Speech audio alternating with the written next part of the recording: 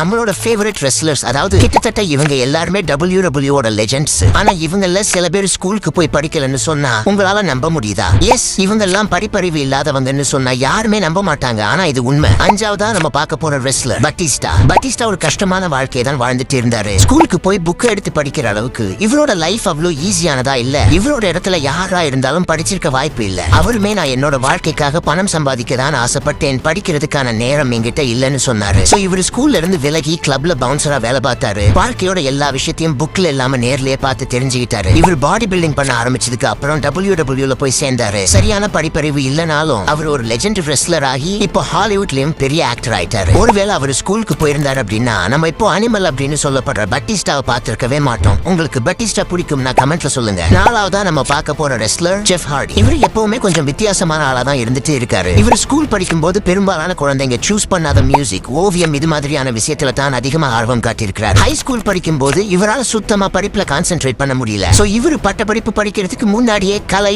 ஓவியம் அப்புறம் மல்யுத்தம் அப்படின்னு தன்னோட பேஷனை தேடி தன்னோட சகோதரர் மேட் ஹார்டியோட சேர்ந்து போயிட்டாரு. இவர் ரெஸ்லிங்ல ஜாயின் பண்ணி பல சாதனைகளை பண்ணி இப்போ இவ்ளோ பெரிய லெஜெண்ட் ரெஸ்லர் ஆயிட்டாரு. ஆனா அவருக்கு படிப்பறிவு இல்லாததுனால அவர் ஒரு பொறுப்பற்ற மனுஷனா மாறிட்டாரு. நிறைய தப்பான விஷயங்களை பண்ணாரு. சோ என்னதான் திறமை இருந்தாலும் கொஞ்சமாவது படிப்பறிவு வேணும் அப்படிங்கிறதுக்கு இவர் ஒரு சிறந்த எடுத்துக்காட்டு. உங்களுக்கு ஜெஃப் ஹார்டி பிடிக்கும்னா கமெண்ட்ல சொல்லுங்க. மூணாவதா நம்ம பார்க்க போற ரெஸ்லர் ஸ்டீவ் ஆஸ்டின். இவர் ஃபுட்பால் ஸ்காலர்ஷிப்ல தான் காலேஜ் போனாரு. ஆனா இவருக்கு படிப்புல சுத்தமா ஆர்வமே இல்ல. அதனால அவரு தன்னோட படிப்பை உதறி தள்ளிட்டு மல்யுத்தத்தை தேடி போயிட்டாரு. அவர் முழு நேரமும் ரிங்ல ட்ரைனிங் பண்ணிட்டே இருந்தாரு. சோ அவர் படிப்பை விட்டுட்டு வந்ததுனால அவருக்கு ஒரு புது வாழ்க்கை கிடைச்சது. இப்போ அவர் WWE ஓட ஒரு ஐகானா இருக்காரு. பட் அவர் ஒருவேளை படிப்பு தான் முக்கியம்னு இருந்திருந்தாருன்னா இப்போ ஸ்டோன் கோல்ட் என்ன பண்ணிட்டு இருந்திருப்பாருன்னு கமெண்ட்ல சொல்லுங்க. ரெண்டாவதா நம்ம பார்க்க போற wrestler John Cena. John Cena exercise பிசியாலஜில படிச்சாரு. சோ டெக்னிக்கலா ஜான் சீனா படிச்சிருக்காரு. பட் அவரே ஒரு கட்டத்துல எனக்கு படிப்புல சுத்தமா ஆர்வம் எப்பவுமே இருந்தது இல்லன்னு சொல்லியிருக்காரு. அவர் ஒரேடியா கல்லூரி படிப்பை விடல. பட் அவரோட மனசு எப்பவும் ஜிம்லயே இருந்துச்சுன்னு சொல்லியிருக்காரு. இவரு தன்னோட கல்லூரி படிப்பை தொடர்றதுக்கு பதிலா அவரு கிட்ட இருந்து $500 எடுத்துக்கிட்டு தன்னோட மல்யுத்த கனவுக்காக லாஸ் ஏஞ்சல்ஸ்ல போய் தங்கி இருக்காரு. இவரு பாடி பில்டிங்ல வச்சிருந்த டெடிகேஷன் மூலமா இவருக்கு WWE வாய்ப்பு கிடைச்சது. இப்போ பல டைம் சாம்பியன் ஆகி ஹாலிவுட்லயும் மிகப்பெரிய ஸ்டார் ஆயிட்டாரு. இவரோட பேஷன் மேல இருந்த ஆர்வத்தாலையும் இவரோட ஒழுக்கத்தாலையும் தான் இப்போ இவரு இவ்ளோ பெரிய லெஜெண்ட் ஆயிருக்காரு. சோ உங்களுக்கு ஜான் சீனா பிடிக்குமா? எதனால பிடிக்கும்னு கமெண்ட்ல சொல்லுங்க. கடைசியா நம்ம பார்க்க போற ரெஸ்லர் ஷான் மைக்கேல்ஸ். இவர் ஸ்கூல் படிப்பை எப்பவுமே விரும்பினது இல்ல.